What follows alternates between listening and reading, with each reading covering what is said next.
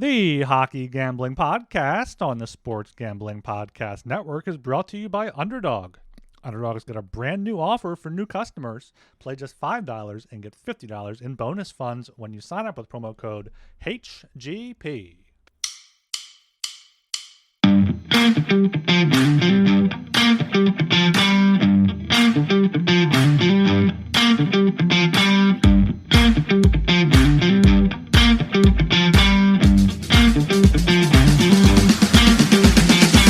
Hello and welcome to the Hockey Gambling Podcast on the Sports Gambling Podcast Network. I am your host, Ryan Gilbert. Joining me, as usual, is my co-host, Joel Meyer. What are we doing tonight? Another Friday show, Joel. How we doing? Doing all right. Survived another week. I'm not sure if we're going to survive this Red Blacks cover, though. It's a pretty bleak first half. A couple terrible special teams plays by the Ottawa Red Blacks. Currently listening to the Edmonton Elks 20-7, so that's no bueno. Yeah, other than that, doing pretty well. Just, when I watch shows, or rather when I watch films, I typically attack them by theme or if it's by the same director. So I'll watch a bunch of shows by Scorsese or Lars von Trier, as I mentioned on the last show. And now I'm on a submarine kick after watching Das Boot. So I'm gobbling all that up. Apparently there's a Das Boot series, so that's what I'm currently on. But yeah, there's plenty of good submarine shows out there. Not as many as you'd like, but enough to keep me sated for now, at least. So yeah, that was good. Yeah, it's still time to catch up. But of course, there's no catching up tomorrow because we've got real football back. We got 4-down football back in the week 0 of college football. Excited for that. And yeah, parallel with CFL. Just a couple good games there as well on Saturday. And European football too. Not just the English Premier League, but we got the I think the Spanish play, but more importantly, the Germans play. The Italians Bundesliga was back yes, today. I saw. Yes, 6-0 by Bayern. Business as usual in the Bund. Yeah, and Chelsea I saw killed West Ham. So a couple high-scoring games there in the across the pond. But sports are slowly coming back. Yeah, not a good start for my Hammers there against Chelsea. If that's the team I'm supporting in West Oh, Ham. I thought you were Arsenal. So here's the thing with the English, with the EPL. Like, how do fans of teams that aren't in like the Big Five care? Because I was looking at the odds. It's like Liverpool, Arsenal, Man City, and then Tottenham are like around 10-1 or shorter, and everyone else is like so much longer. And I understand there's so many other tournaments, and it's not all about winning the championship like it is in America. But it just seems like, as an outsider, if there's a league where I'm going to have two teams, it might be the EPL. Understandable, I guess. Well, I mean, most of the times when you're a real fan, it's where you live. And yeah. I'm not a real fan. I don't live over there, so I can't be a real fan. Yeah. So typically, when you're not a real fan, you're either a hipster or you're a bandwagoner. So there's no real good options. Yeah. It's a lose-lose situation. Like unless you live where they are and grew up there, it's like, oh, why you're a fan of them? You're like when people assume you're an Avs fan, people probably assume, all right, he grew up in the late 90s when they won other cups, which is true, but that's not why you love them. No, I was watching them on my black and white TV there in 95, 96 and playing with the Quebec Nordiques and Joe Sakic and NHL 93, 94. So those are that was the genesis of my Avalanche fandom, but it's even truer in football, or European football rather. Because you find fans all over the place of different teams in professional sports in North America, but in Europe, unless you're one of the massive clubs, then typically you just support the local team, which is probably the healthy way of doing it. But yeah, I'm excited for you to find out. I mean, the typical recommendation is just to watch the games, and eventually your team will call to you. Like it's kind of like it's the one, to put it in romantic terms. Mm-hmm. Yeah, like I do still play some sports video games, and NHL is usually my game of choice. But NHL has been shit. I know EA FC now, or whatever it's called, is apparently pretty good this year. So maybe I'll get into that. They got rid of the FIFA series. Well, FIFA got renamed EAFC. I think there was some sort of name partnership, didn't it?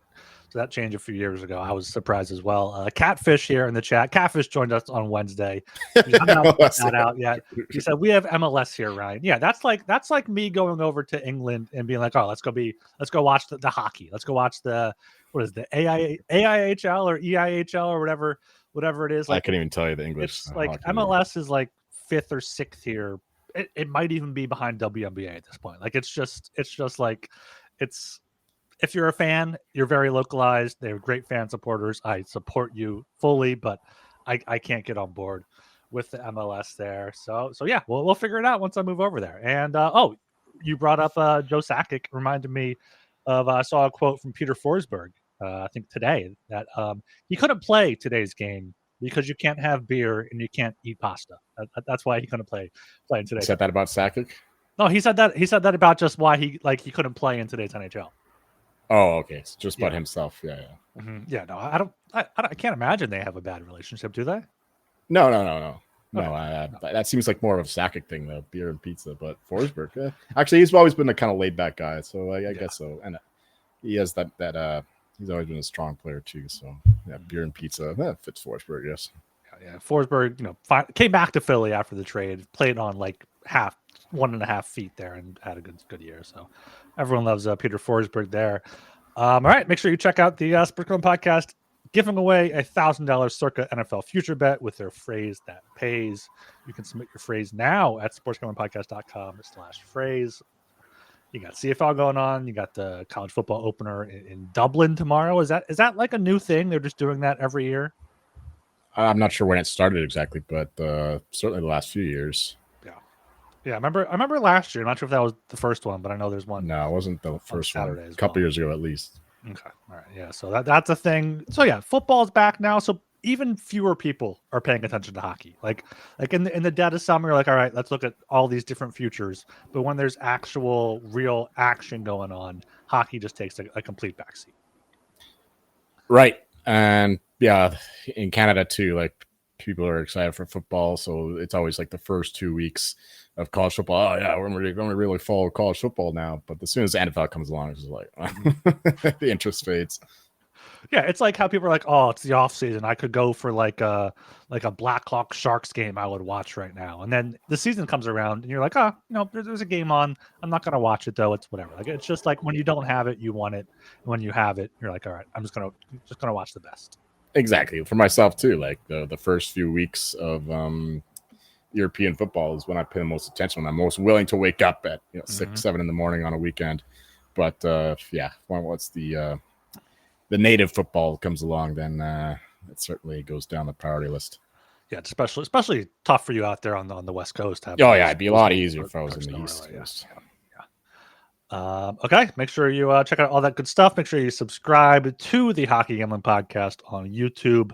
Leave us a comment there, like the video. Apple Podcasts, of course. Joel has just been bombarding me all week long. He's like, Ryan, if we don't get a review soon, I might have to leave up and quit. Like we already had one host quit. We can't have a second host quit now, guys. So get a 5-star rating and review in there on Apple Podcasts and Spotify as well, if that's what you listen to. You know me, I'm a big fan of subscribing, rating, and reviewing. Yeah, that's you have a tattoo of that on your butt, on your ass, sure, right? Yeah. That's what you got there. Let's get straight into things here. We got 3 teams to get through, but yeah, if you haven't checked out the other episodes, make sure you check them out. We're going through every team here in reverse standing order. So that means next up is the New York Islanders, who last season, if my mouse would cooperate, they went 35, and 12, 82 points. The only team to finish hockey 500 there, 500 point percentage, which is just very, very typical for the Isles. They're like, all right, they'll get some overtime points. They'll win some games. They'll lose some games, and they'll be just right there around 500, which is what they were last year. Look at that. Red Blacks touchdown back in the game. You lasted like what, 20 seconds there? That might be longer than. Oh no! I realized the past few shows when we have guests, it throws me off, and we've gotten away from all right. Look at last season. Look at the off season. Look at the next season. So I'm setting you up for the off season of the I got you. or last season for the Islanders. Yes, last season. Well, you said it. I mean, that is very typical of the Islanders to just finish hockey 500. This has been, just middle of the line team for many years now. Pretty much the whole Lou Emerald era, at least in the regular season. They've had some postseason success for sure. A while back now, but they do have that to their credit. But yeah, last season, just miserable special teams. Finished second worst in penalty killing. I was expecting to see that at the worst when I looked at that today, but somehow the Ducks had a worse penalty kill or rather power play than the Islanders. So there's a stretch they didn't score a single power play goal between like Christmas and Valentine's Day. Yeah, until they played the Flyers, they had a huge. And that's right when I said it too. And they scored two power play goals that game. I'm pretty sure. Yeah, they were due. So just absolutely miserable in the power play. Penalty kill too. Penalty kill, they were second worst. Maybe that's what I was looking. No, I was definitely looking at power plays. They were second worst in both. Yeah, so okay. Just awful special teams. Yeah, miserable there, and goaltending too. Like Sorokin, another down year. He thought he'd bounce back last year. He didn't this year, and we'll see if that changes. I'm sure it will at some point. He's too good not to, and he didn't get any support defensively. Certainly, the strength of this team was their defense for many years. Certainly under Barry Trotz, and to a lesser extent, Lane Lambert. Patrick Roy is trying to get this team to play better offensively, which has worked to some extent, but clearly not enough to compensate for their defensive degeneration.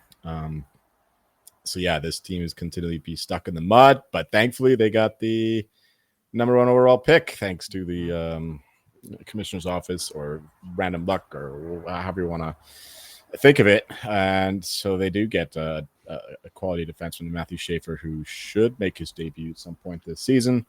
By all accounts, he's a legit prospect. Very good final season there. I can't remember who he played. Like the draft stuff just goes out of my head a week after it ends. Was he in Erie? That sounds right. He was. I know he's one of the OHL guys, but over 9.5. One of your counting. One of the 9. So yeah, it's a tough season there.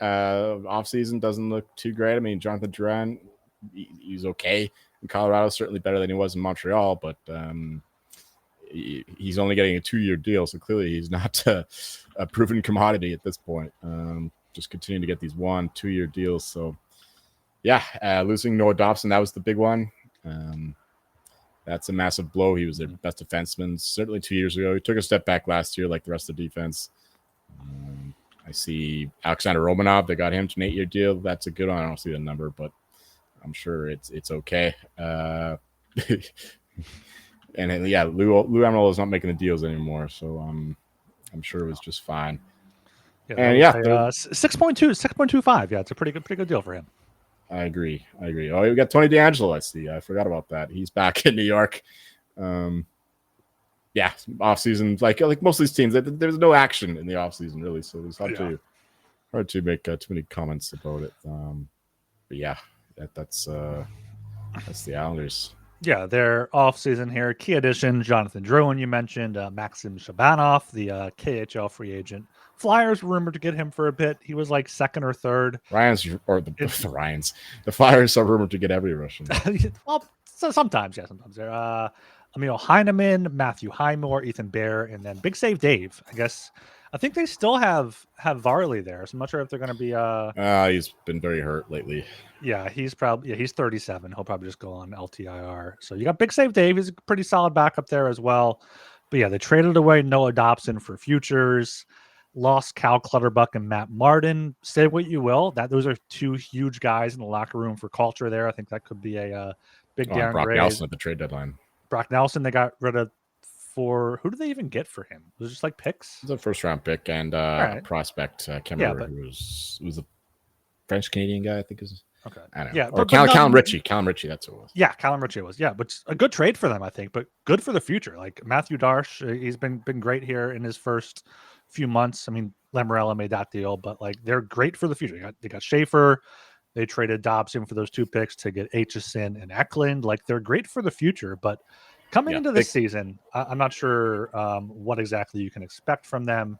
Big picture wise, I really agree with these moves, like trading Dobson, trading Brockdustin. Yeah. So they're finally getting on the right track that way. Lou kept them treading water, but clearly this is not a team that was going to win the cup. I gave up betting them to do that a few years ago. But so finally they make the right moves and plan for the future instead of just treading water, like I said. I think they really should have traded Barzal and gotten Higgins and something else. Like he's locked up for the foreseeable future until at least 2031, $9 million there, but he's just going to get worse and worse, I think, as he ages. He's not that old. He's 28, and like they're going to be what? Like Schaefer will hit his prime in 4 years, Aitchison, Eklund 3 years. Like he'll be a good veteran piece, but he can't be like one of the top few players there. I'd rather trade Bo Horvat if there's a similar deal out there. Obviously, he won't return as much, but I would rather keep Barzal. They got to be somewhat competitive. You can't just trade everybody. I mean, there's different ways to rebuild, but I think the Islanders are in a position where maybe they should have, if they made just one more trade for futures and got like another, if they got Higgins on top of Schaefer and Aitchison and Eklund, like that's an amazing draft class. Is going to be in the NHL 2 or 3 years. Yeah, fair enough. Yeah, then again, you need veterans there to kind of right the ship, keep it going there, keep it going on track. So that does bring us to this next season. We have the point total for the Islanders is at 83.5, right there around 500. To make the playoffs is plus 240. Win the division 30-1. Stanley Cup is 150-1. I'm not sure if there's any real strong bets here on the Islanders whatsoever. I'm trying to figure out what my best bet might be. It might just be the under points because missed playoffs has to be like minus 300, which is a lot to lay. But like if I put 5 units on that, you win 1 point something. I feel like that. I just don't think they're making the playoffs over the Canes, Devils, and then the rest of the Metro. No, certainly not. I mean, maybe not, certainly not, because this team is a bit of a mystery, and I do expect to bounce back from Sorokin. I said it last year, it didn't happen, but maybe this is the year it happens. But like I said, he's just too good to be pedestrian like he has been in the past couple of years. So that's the fly in the ointment there. I would certainly take the under before betting the over on points, but this is a team I'm just staying away from because they are still a mystery team to me. And now without Lou looking over Patrick Waugh's shoulder, I think that he'll have a bit more freedom to do what he wants. It's a shame that Archer didn't make the show because I know he has strong thoughts about the Islanders, and he loves the Islanders for some reason. And why? I don't know. Why? His favorite bet is Patrick Waugh to win the Jack Adams, which conceivably makes sense because they missed the playoffs by margin, and if this team just he's at 30-1, sure. If they're plus 240 to make the playoffs and the 30-1 to win the division, 30-1 to Jack Adams, okay. Yeah. I guess if you have to have a positive outlook on that, if you're an Islanders fan and want something, because I was trying to think like, okay, Sorokin might have a bounce back year, but he's 15-1 on DraftKings for Vezina, which is just insane to me. Yeah, I think that those 2 awards would be the way to bet this team in the positive direction, but I think the safe plays are the best with just the under points. I mean, 83.5 is on the low end of the spectrum. Mostly 84.5, I think, is what I've seen, unless the odds have changed in the past few days, or the point is the total has changed in the past few days. So, yeah, I just don't like they're clearly going in that different direction now. And I don't know if actually Patrick Waugh probably is a good coach for a rebuilding team, to be fair. I mean, I'm trying to remember the Avalanche career, though, because his first season, he won the Jack Adams that year, and the Avalanche fucking took the league by storm. Mm-hmm. They got some tremendous goaltending from Varlamov, and Nathan McKinnon won the Calder. But then certainly in the next few years, he did not lead that team in a positive direction. So there's not much to go on there. I just think the under on points is the only bet to make. Although I haven't bet it, so I'm not saying one way or the other. Really, just I'm staying away from this altogether. Yeah, like this is why I made this thing where we have to make one bet for every team, because this is an easy team. Just like this is a pass team. This is all right. I don't want anything to do with this team. See what happens. But yeah, missed playoffs is minus 320. Under on the points is plus 100. Even money for under 83.5 points. Also want to point out here in the chat, Catfish is saying he thinks 500 will be closer to 90 points than to 83.5. 500 is just 82 points in 82 games. That's what 500 is. I guess if you're going with total wins versus total losses, like I try to do sometimes when we're talking about games, maybe, but no, 500 is just 500 point percentage, which is 1 point per game, which is 82 games, 82 points. Nothing more to add there. I mean, right. Was he talking about where they finished last season? I don't know. Do you ever know what Dilly's talking about? We barely knew what he was talking about on Wednesday. Now he's in the chat, and like we're trying to read hieroglyphics here. Ad break. Speaking of hieroglyphics. No, get our best bet and get our ad break. And I have under 83.5, even money, 3 units. I'll do the same bet, as lame as that is, just for 2 units. 2 units. All right. Yeah, I was going to do 2, but then I saw I had ducked playoffs for 2. I feel like this is a little bit more confident. But yes, we are due for an ad break. Joel just yelling at me about reviews and ad breaks this week. We are brought to you by MyBookie.ag. MyBookie is your place to bet on every sport, including the NHL, futures, MLB, WNBA, golf, and of course football. MyBookie accepts customers from a ton of locations. Easy deposit and lightning fast payouts using crypto. Head to MyBookie.ag. Promo code SGPN for a 50% deposit match up to $1,000. Terms and conditions apply. That's MyBookie.ag. Promo code SGPN. And of course, make sure you check out Rhythm. They got their NFL's back. Last season, Rhythm was 76 and 66 against the spread, 22 and 19 on over-unders. On Tyreek Hill props, he's back. He's not quitting. 13 and 5, 31% ROI last season. Also have MLB, WNBA, golf, and college football. Get your 7-day free trial. sportsgamblingpodcast.com/rhythm. Okay, we do have some clarification here from Dilly in the chat. He's confusing league average points with a 500 record. Okay, that's more understandable than what you were saying before. So I'll take that. Drink it out of the red stripe, bud. Yeah. All right, we are moving along here. Not too far. Moving to the New York Rangers, who last season, mighty disappointing season for the Rangers. They definitely went under their point total. Their point total was 100.5. They only got to 85 points. Peter Laviolette was a lame duck coach halfway through the year. He got fired. They traded Trouba during the season. There was stuff going on with Kreider. Panarin had 89 points, but after that, Mika Zibanejad only had 62. I heard he's moving to wing now since they got a JT Miller in there. Miller had 35 points in 32 games, so a decent second half for him there. Adam Fox, though, only 61 points. And Troy just, Igor, or if you're a longtime listener, Igor Shesterkin here. It's really all comes down to him and net. Only a 905 save percentage last season. So Joel, what did you take away from the Rangers last year? Next thing you know, Dilly's going to be correcting you, saying it's actually Igor. Igor, yeah. He's gonna put it in the comments, yeah.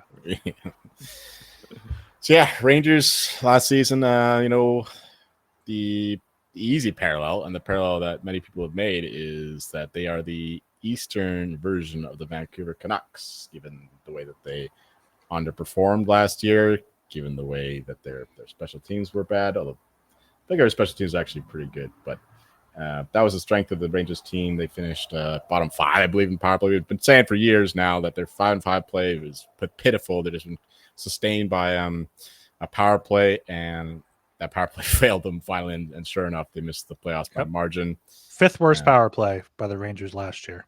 Right.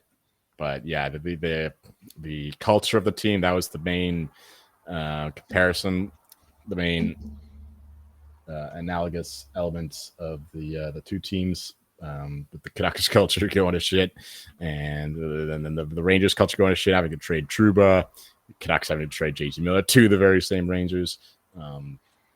So yeah, they're just massive problems. Both teams underachieving, a lot of the same issues. So it was a dreadful season by them. Adam Fox is another big reason why the power play sucked, is he took yet another step back.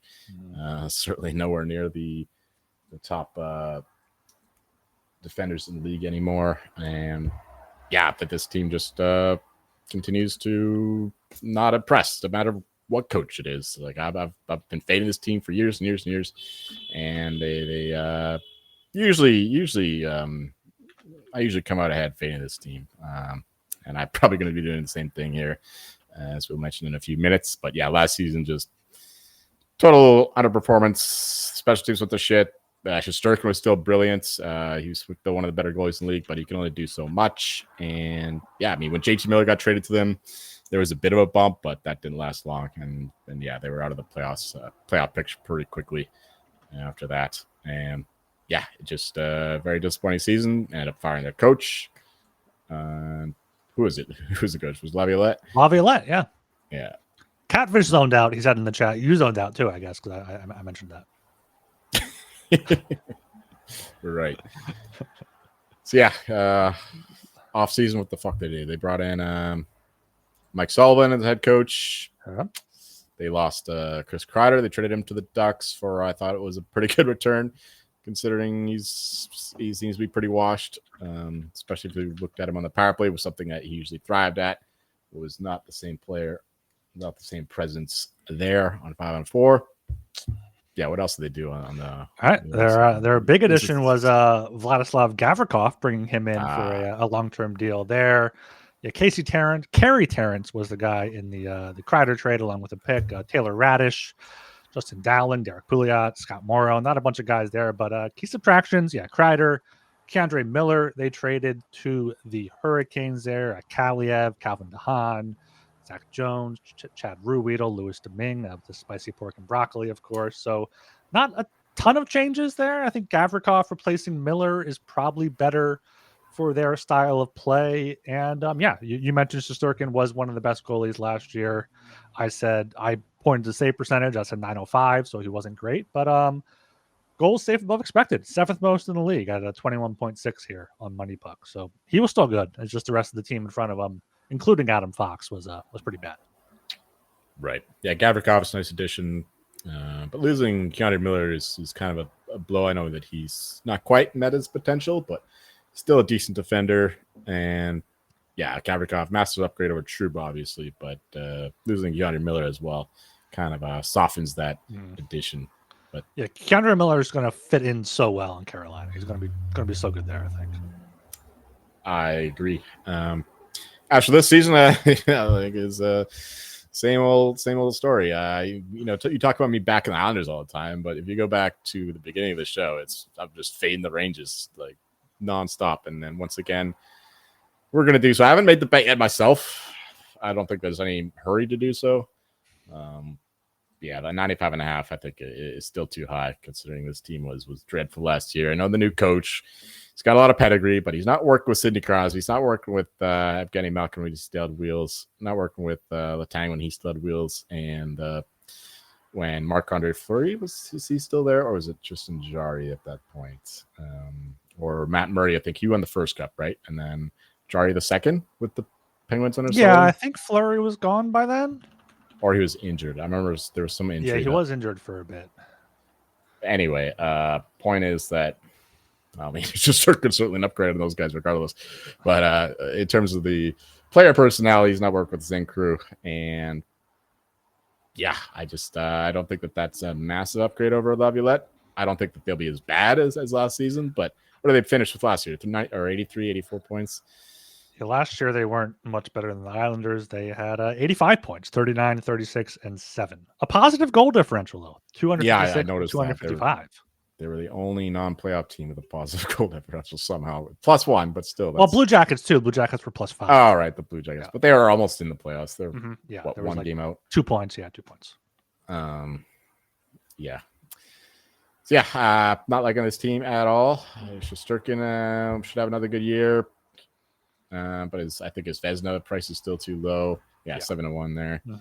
I like that you've included that now, so we don't have to look. Well, now that we have teams that like might actually win these things. And I had some extra time today. I was like, all right, let me put Jack Adams up there and let me put up Vezina, stuff that we might actually talk about. Because if you're talking positive for the Rangers, like Mike Sullivan for Jack Adams, 22-1.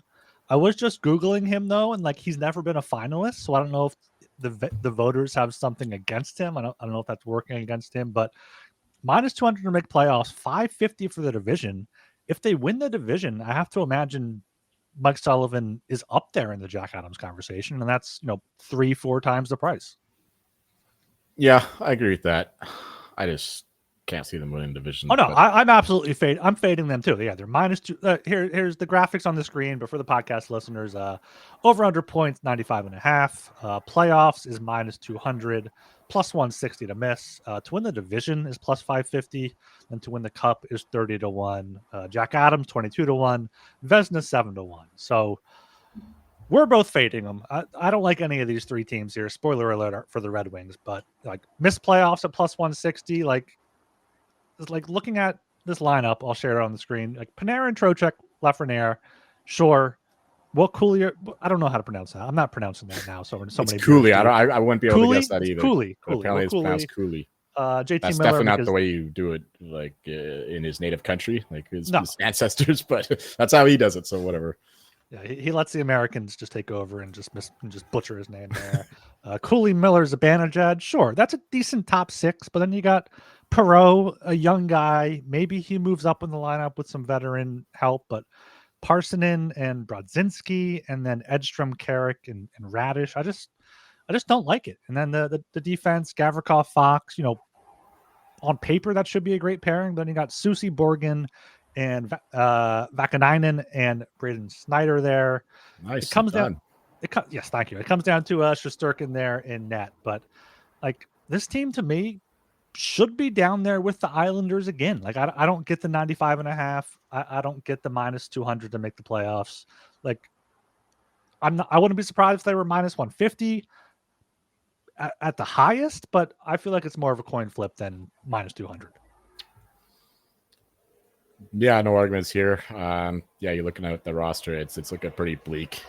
JT Miller, he's played his best hockey by now. I know he was really good there. He was like the best player when he arrived from Vancouver the last third of the season, but he's not going to carry this team. You're going to need some major improvements from the likes of Lafreniere. We've been waiting for that for a while. Like we're pretty sure we know what he is right now. Just like I think a B grade guy, a legitimate top 6er, but certainly not a top liner in the on a cup winning team. That's for certain. Gilbert Perreault, he's got some pedigree. Other than that, like bunch of mid stuff here. So Zibanejad, another guy who's clearly on the back 9, if not the back 3 holes of his career. He's maybe there's just 1 year sample size. I just know that he disappointed relative to his usual production in 2025, 24, whatever. But he's not getting any younger. How old is he? Like 34 now? 35? Who? Zibanejad. Zibanejad is 32. Yeah, this whole roster only 32? is pretty old. He seems like he's been around forever. Yeah, he's 32. Yeah. All right. Maybe he still has some gas left in the tank, but still, Panarin, he hasn't been on a heart level like he was 2-3 years ago. It's a contract year for him though, so maybe he has some dollar signs in his eyes. That could be a possibility. Big free agent class next season, as long as the guys don't sign. So Panarin could be due for a payday. He's 33 years old. If the Rangers aren't going anywhere, he might go try to chase a cup. For sure, he's going to be paramount for them to get their power play going again. Him and Adam Fox need major bounce back seasons to help this team make the playoffs, which I don't see happening. No. Would you go as far as placing a small, maybe even a tiny wager on Rangers' worst record at 200-1? 200-1. If Shesterkin gets hurt, you got Quick, and then nobody else. Like I don't know. A bunch of old guys. But the Blackhawks still exist. They still have Johnny Quick in that. Is he still there? He's still there. He's a solid backup. He can't start more than once a week though. He's like a beer league goalie. He gets one game a week.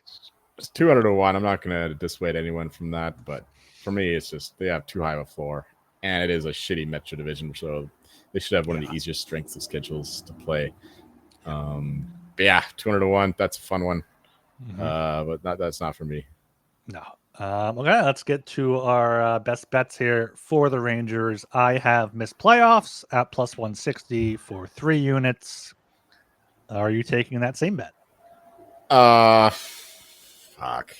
I don't want to have the same bet all the time. No, it's fun because like there's going to be so many teams here where we have the same bet, but then we have different bets for enough teams. I feel like, and then we can track our consensus plays that people can fade. I mean, that is a better bet than the under 95.5. So, whatever. I'll mirror yours again. 3 units. Yep. All right, that's the best bets there for the Rangers. And before we get to the Red Wings, another ad break here. We are brought to you by Circa Million and Circa Survivor. The world's greatest sportsbook, Circa Las Vegas, is hosting the world's biggest pro football contest, Circa Million, Circa Survivor, and Circa Grandissimo, with over $21 million in guaranteed prizes. You can't call yourself a true DGen if you're not competing in the Circa football contests. Come hang out with SGPN this weekend. That's if you're there, go ahead. 21st to 23rd, but that's closing on Saturday. You can always get 15% off a stay at Circa with promo code SGP15. The contest is open to everyone. Sign up in Nevada and play from anywhere with the help of SGPN's official proxy. Go to footballcontest.com and use promo code SGP to get $50 off your proxy fees. And of course, we got Underdog. Underdog's Best Ball Mania is happening all summer long, giving away $15 million in prizes, including $2 million to first place. No waiver wire, no arguments about trades. Best Ball is the best way to play fantasy football. Underdog is also a great place to play Pick'em, where you can win up to 500 times your entry. We've also got the NHL Best Puck going on. Make sure you check that out. Underdog's got a brand new offer for new customers. Play just $5 and get $50 in bonus funds when you sign up with code HGP. All right. Next up, and the final team for the show is going to be the Detroit Red Wings. Last season, very similar record to the Rangers, 39, 35, and 8 for 86 points. Negative 21 goal differential.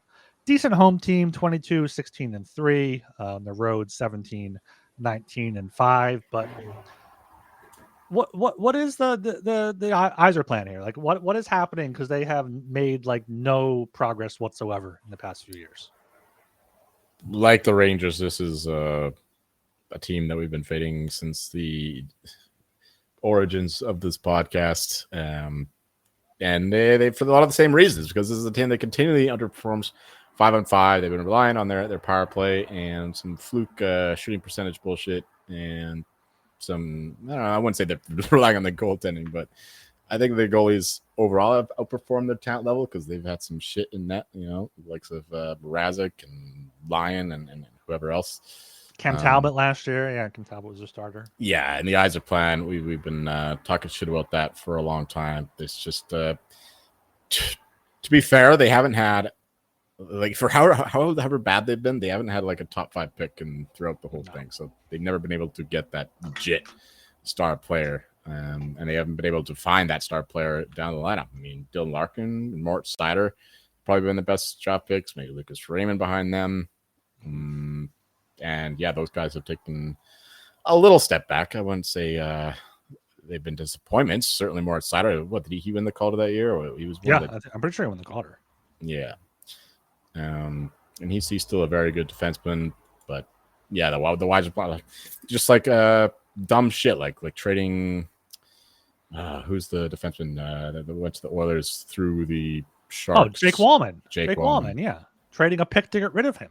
Yeah, and the Sharks what are you doing? Flipped him for a pick, and he was one of the better players for the Oilers in the playoffs. So yeah, dumb shit like that has held them back. Dumb shit like signing washed free agents or just guys that just keep you afloat and prevent you from getting those top 5 picks. Yeah. Like, if you just be bad for a couple more years, they could have got like somebody really, really good. Yeah, they do have a pretty good prospect pool. Regardless, they do have some guys coming up, but as of now, I think they're trying to win too soon was the idea, and you can't do that without some bona fide studs, and they don't have those bona fide studs. They have partial studs, I guess. Yeah. But nobody that'll carry him across the line. So there's no need adding all these free agents who are just going to wear you down and annoy the owner, spending money on guys who don't contribute. So yeah, that's the Weiser plan in a 1 minute nutshell. But it's no good. It's no good, and Exactly. Well, I wouldn't be surprised to see him fire pretty soon. I mean, it's hard to fire a legend like Yzerman in the city of Detroit, but still, like, if he continues doing this shit for another few years, then he's out.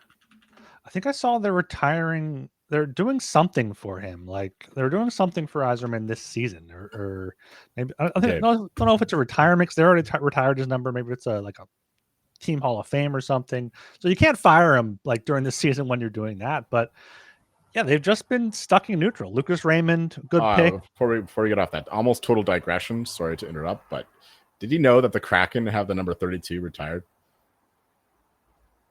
Because they sold. Because they're the 32 team? Yes. And because they sold 32,000 season tickets or whatever the first year. God, why does every expansion team make themselves so hateable like immediately? Like everyone loved the Golden Knights for that first year. Now everyone hates them. Why do you retire 32? I also learned that the Panthers have the number 37 retired for the owner. I don't know if he was born in 37 or something, but those are the two of the dumbest jersey retirements I know of.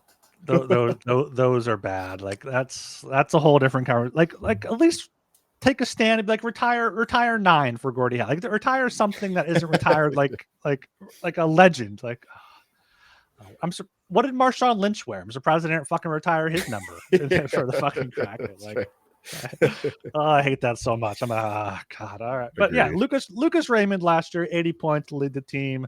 DeBrincat was a solid ad for them. Maybe a little bit too early, but he's 27 now, 70 points last year. Same thing for Dylan Larkin, 70 points. Larkin's like a bottom tier 1C, a great 2C on if there's a better guy above him. But when you have Patrick Kane, still pretty good, 59 points, but he's getting up there. Marco Kasper had a decent year, 37 points. He's only 20 years old, so he's coming up there. But yeah, you got Comfort, you got Kopp, you got there's all these guys that should not be there, like 86, 91, 80, 74 points in the past 4 years. You're not making the playoffs, and you're not getting a good pick. So they're just completely stuck in neutral, the Red Wings are. And until they, somehow land a free agent or, decide to make a big trade, I don't even know if they can make a big trade and change it very quickly because they're just stuck. They've missed the playoffs now for, 9 straight years since 2016. So it's a pretty big drop. They set a record too for how many years they made the playoffs, at least in the post top 6 era, original 6 era. They were a team that was always in the playoffs. Whether or not what are they going to do once they make the playoffs is what it was. Now they are just not making it. Red Wings last year not good. The off season for the Red Wings I should have pulled up earlier. But I'm pretty sure I looked it up before. There's they didn't do anything. I guess they traded for. They traded for the Asher plan. They traded for John Gibson. They gave up Peter Mrazek, lost Alex Lyon as a backup, but having Gibson as a starter, I think will be good for them. Along with Cam Talbot as a backup, that's a solid tandem. They're both way past their primes. Lost Tarasenko, Craig Smith, Tyler Mott, Jeff Petrie, Mrazek and Lyon. Brought in John Gibson, Mason Appleton, James Van Riemsdyk, Jacob Bernard-Docker, and Ian Mitchell there. So yeah, they didn't overpay for a free agent. So that's a win for Steve Yzerman nowadays. Absolutely. Yeah, towards the end of a lose reign, that was the same kind of thing. If it's just no action is good action. There's not much to say there. John Gibson is interesting. Certainly he is wasn't performing at the same level as he has in the past when they were competitive teams. He was just collecting checks more or less in the past few years, living in a nice southern climate. Now he has to go face some pressure. The Red Wings fans, however many show up these days, they're still a better, more vocal crowd than what you'll see in Anaheim. But yeah, it's he's got the more pedigree than the other guys they've been playing in goal lately, but they've been doing the job just fine. So I'm not sure if that really moves the needle anyway. Their 5-5 numbers are actually better than usual last year, but a lot of that has to do with the dead cat bounce when Todd McClellan took over. We didn't mention that Derek Lalonde being fired in December, something like that. Their expected goals for percentage was still the 9th worst in the league, so like they weren't great 5-on-5. But I was going to mention under McClellan they went 26, 18, and 4, so a lot better than Uncle Fester there behind the bench. Uncle Fester, yeah, I was looking at it. He looks like a fucking vampire. All right. All right. That is 2, 3, 4, 5, 6, 7. Evolving Hockey actually has been 7th worst 5-on-5. So I don't know what the fuck I was looking at. I thought they're better than that. All right. So no, they're still the Rangers. They're still the Rangers. Yeah, so for this upcoming season here, we got 84.5 points to make the playoffs is plus 260, 40-1 to win the division, 90-1 to win the Stanley Cup here. You got to fade them. You have to fade them. I just don't see any other way to play the Red Wings here. We got a shout out from somebody who's got to be local. Drain Gang 604. 604 is the area code. The area code? Fraser Valley, Vancouver area. So shout out to Drain Gang. I'm not sure who that is exactly, but yeah, cheers for watching, bud. Also, I mean, I've talked a lot of shit about Catfish now, but just a great chat from him here earlier. The different bets will determine who wins in the end. I mean, just like, how do you come up with this stuff, Catfish? Just, I mean, I don't know why I didn't think about that. Why the bets that are different will be determined who wins. But thank God we have you, Catfish. I love you. I apologize. Catfish for editor. But yeah, I don't know if there's a lot to say here about the Red Wings. Atlantic Division is still very tough. Leafs, Lightning, Panthers, all going to be top 3, top 4. Sens, Canadians are above them. I would be interested in like a Bruins Red Wings head-to-head bet almost. Like I could see the Bruins easily passing them if the Red Wings have a bad year, but 86 points last year, 84.5 is the total now. I just don't see it. Yeah, I mean, this is the only bet that I made between these 3 teams, and that's the under 84.5 points. So you can still get that plus money. Yeah, like I said, they're just they don't have a lot of direction. I don't expect John Gibson to become prime John Gibson again and save this team. And the power play certainly can't sustain what it's been doing for so long. And we'd mentioned the 5-on-5 numbers. They're not any better for 5-on-5. The team's getting older. I don't expect these the young guys to take a massive step forward this year. And yeah, I think they're just going to be another pedestrian team in a very strong division. Top to bottom, I think only the Sabres are worse. They're the only team around their point total, certainly. And the other teams I expect to take a big step forward, other than, the Panthers, but they're 106.5 points. And the Leafs, who knows with them, with Marner and the moves they made. But we'll get there when we get there. Mm-hmm. And so, yeah, the under 84.5 points. I like that. I bet a lot. Yeah. That's still even money here at DraftKings. And that's also my best bet. I'm taking that for 3 units. I put 5 units down for you since you said you actually bet it. But let me know if there's any. Yeah. Okay. So just fading all 3 of these teams. Our best bets under point total for the Islanders. Do you have any overs so far? It's like, go scroll like up. Team chat?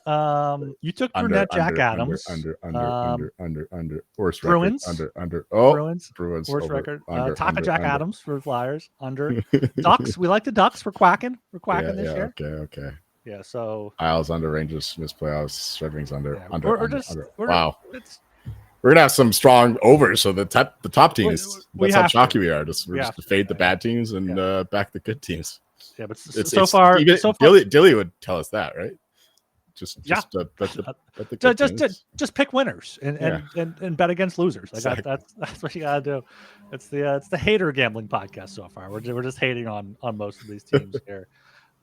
We should be back next week, Wednesday, Friday. Once again, the following week, we may be taking off due to a vacation for yours truly, but we'll let you know next week on that. Joel, anything here else on these 3 teams? Any other hockey bets you've placed or some weekend action? I'm assuming we're fading Tommy Flaccidwood. Most likely. We'll see both. we'll wait till Sunday because he doesn't really fade on Saturday so much as Sundays, like especially like the back nine kind of thing. So we'll monitor that. I don't have any bets on that tournament yet. We'll see what happens there. But the U.S. Open, more importantly, starts really quickly. Huh? And we already made our bets pretty clear there. We've been betting Swiatek and Jannik Sinner around Wimbledon. They're both received fairly good draws, especially Swiatek.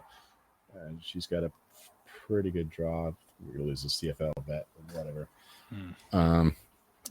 And Sinner, he had to retire from the Cincinnati final with some kind of illness. Hopefully it's not COVID, but he was practicing today or yesterday, so he's looking pretty good anyway. And so Sinner and Swiatek are the people. We have Samira Andreeva too, back when she was playing well at 20-1. I'm not sure. I don't know what the odds are now, but she's not been playing great these days. So I would stay away from that, especially because she's in the tougher half of the draw, even though if she's not in Swiatek's half. So let's go Iga, let's go Sinner. It's like business as usual in tennis for me these days.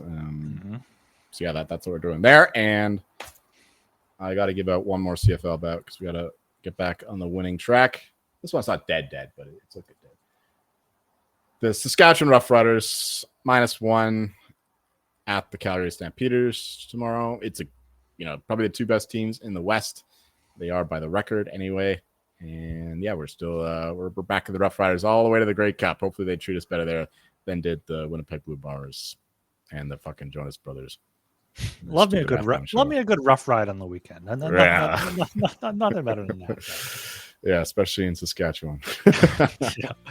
All right, make sure you guys are subscribed to the Hockey Gambling Podcast on YouTube. Like the videos, comment on there. Let us know. Are we wrong about these teams? Do you guys have positive outlooks? Let us know in the comments there. Also, leave us a 5-star rating and review so Joel stops yelling at me. On an Apple Podcast, you can go to sg.pn/hockey or just search Hockey Gambling Podcast on Apple Podcast or wherever you get your podcasts.